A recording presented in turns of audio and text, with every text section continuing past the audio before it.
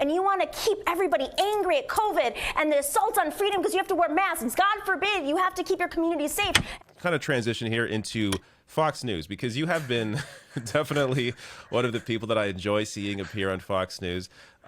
You've obviously had a lot of experience on cable news. You've been on CNN as well, as you've discussed.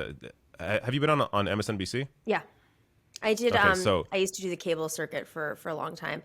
Okay. Yeah, I used to work for CBS too. It was, it is what it is. But the Fox News ones are the fun ones.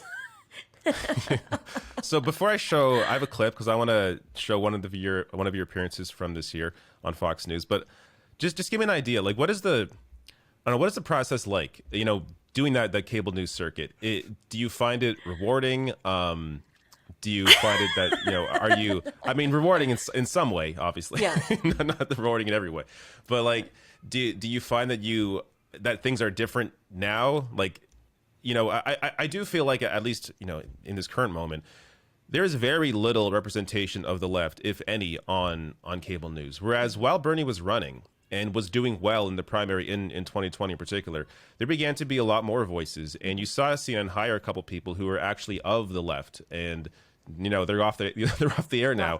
But there does seem to be these moments where it's like, oh, this guy, this part of the political spectrum may have some power, so now we have to serve that power and offer these people up. But what has your experience been in cable news up to this point, and how have you seen it shift over the years? Yeah, I think I remember the Bernie campaign was complaining that they weren't getting much cable news coverage in 2020 when I frankly think that they had a lot more than in 2016, where I was basically 3 people rotating around, or maybe 4, on CNN for Bernie, but I think I was probably on more than everyone. I was doing debate nights on CNN. Jeff Weaver was busy managing the campaign, but he would also go on air, and Tad Devine would as well. So that was the 2016, but 2016 was rough, and I think that's part of the reason why, and maybe you can even blame me a little bit, why they don't have as many leftists on, is because we pushed back so hard.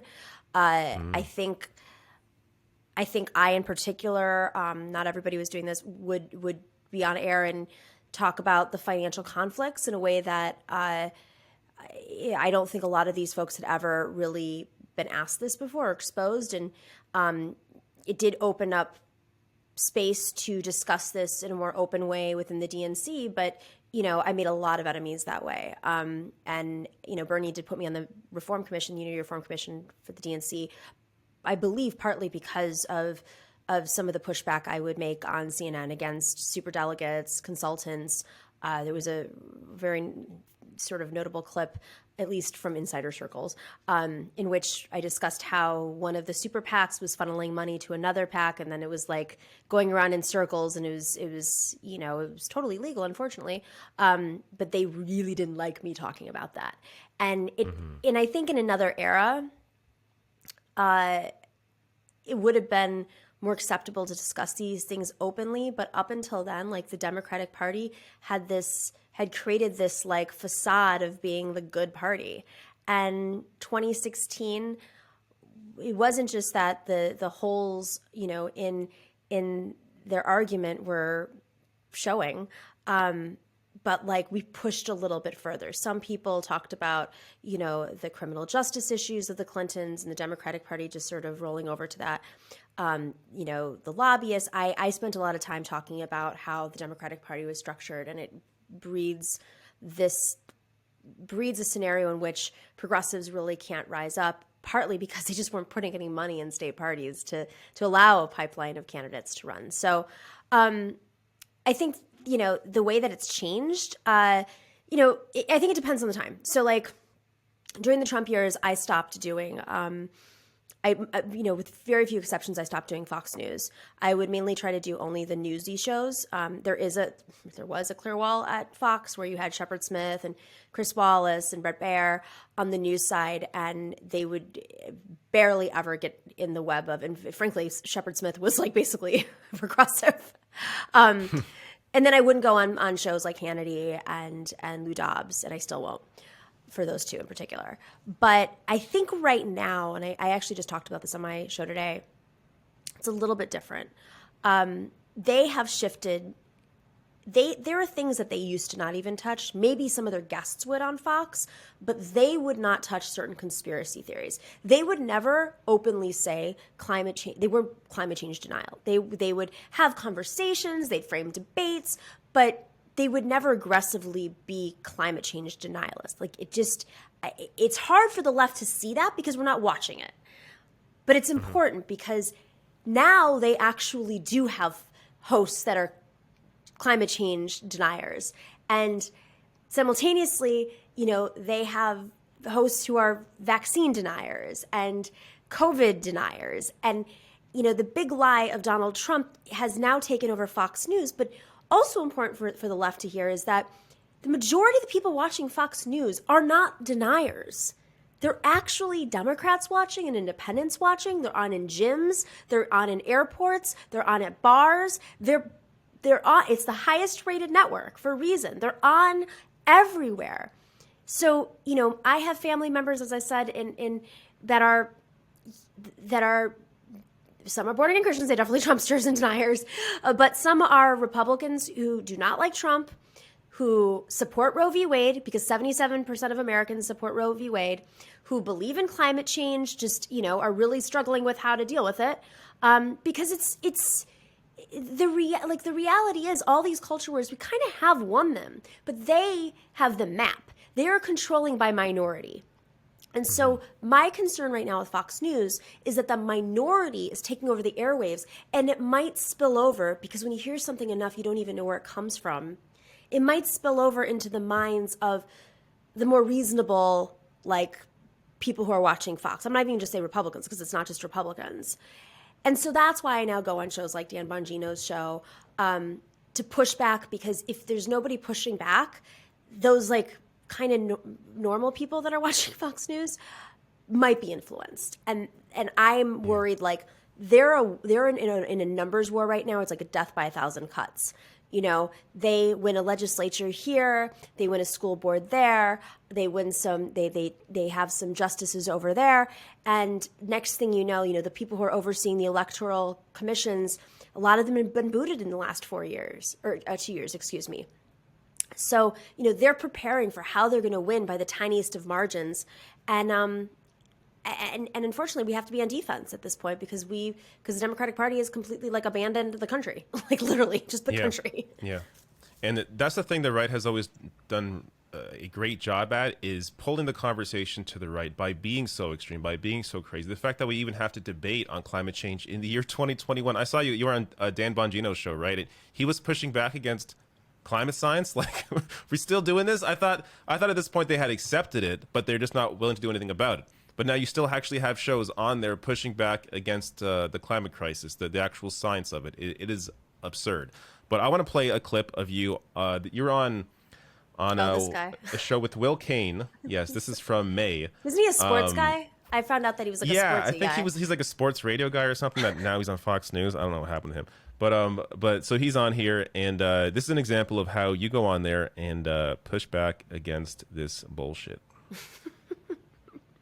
$5.6 billion in revenue to Big Pharma so far through the COVID-19 vaccine. I've read your Twitter feed. I've seen a lot of your comments, Nomiki. You've been pretty aggressive. You've said that conservatives or anyone else who has questions about the vaccine are anti-vaxxers. You pointed Joe Rogan, I believe, once and called him an anti-vaxxer. Is it wrong to have questions about the motivations of this vaccine? Is it wrong right now to remain skeptical of Big Pharma?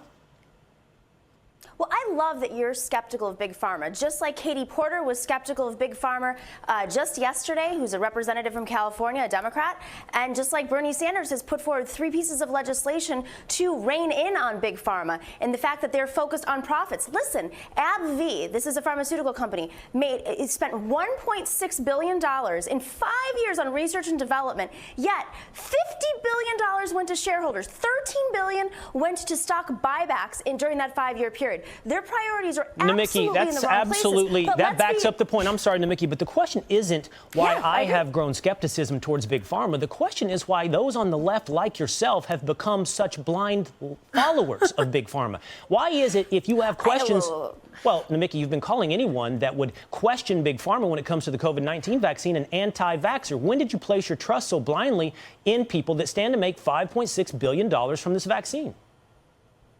The definition of intelligence is being able to hold two thoughts in your head at the same time and be able to consider. Big Pharma makes a lot of money, and they're not spending enough money on research and development, which is where their priority should be. But they should be trusted blindly on this issue? Other pharmaceuticals are stronger. It's not blind. The science is out about the vaccines. The vaccines work. Should there be a booster? I'm no scientist, but neither is Joe Rogan. Joe Rogan should not act like a scientist. Joe Rogan should not be telling people not to wear masks, here's the take truth. the vaccine. This is He what has I'm the largest concerned about. podcast on I'm the concerned planet. you're a big vaccine booster now, not because you believe the science backs it up, but because the vaccine has come to represent a political ideal, a political signifier. I think you did it because you thought it was a win over Republicans. That's all. Nothing more, nothing deeper. The Republicans want to keep their base. See, what's happening right now is you guys want to prolong. The pandemic is ending, and you want to keep everybody angry at COVID and the assault on freedom because you have to wear masks. God forbid you have to keep your community safe and your grandmother safe. You want to keep that going because it's been working. I got to run, Nomiki. I want to say two things.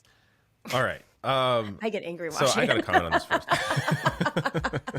So I covered this clip when it happened because it is, God, the amount of like the projection there, the conflating of topics. So he projects there that we only support vaccines because it's a win against conservatives, like it's somehow because it's a cultural.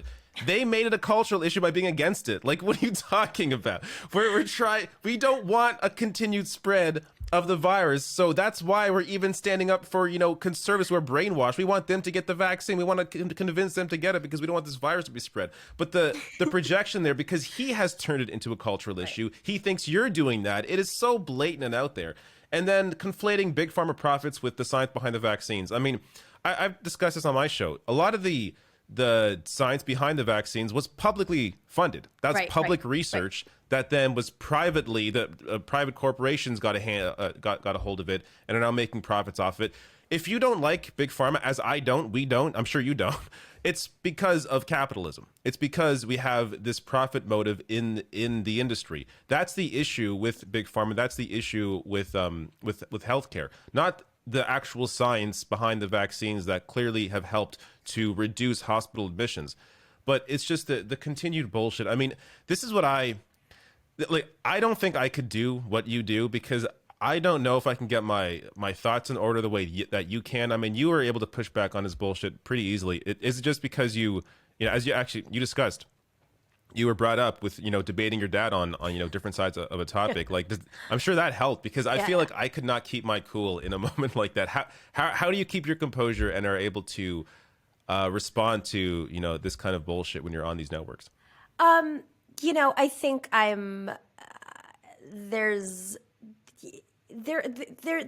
a couple things I've learned along the way. Like, for instance, you go in and you try to make 3 points and get it out no matter what they ask you. I think sometimes progressives who go on these shows get goaded and don't necessarily, they're there to be right rather than chip away at their arguments so that the audience sees it, getting certain points out that expose it. And also, you're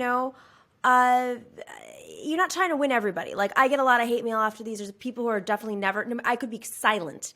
They're just watching the TV and just looking at my face and they are angry at me and they don't even know what I said. But again, it's not about, I'm not trying to win those people over. It's about knowing who you're trying to win over. Sometimes I get progressives who say, you didn't go far enough. When I just did this debate with Don Bongino a couple of days ago about climate change, someone was like, you should have said this and you should have said this and you should have said this. And I said, that's great. If I had 30 minutes on a progressive YouTube show, I would have said that.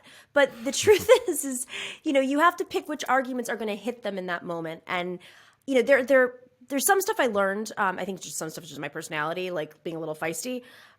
Some of it I learned through debate for sure. I did a lot of mock trial and debate growing up.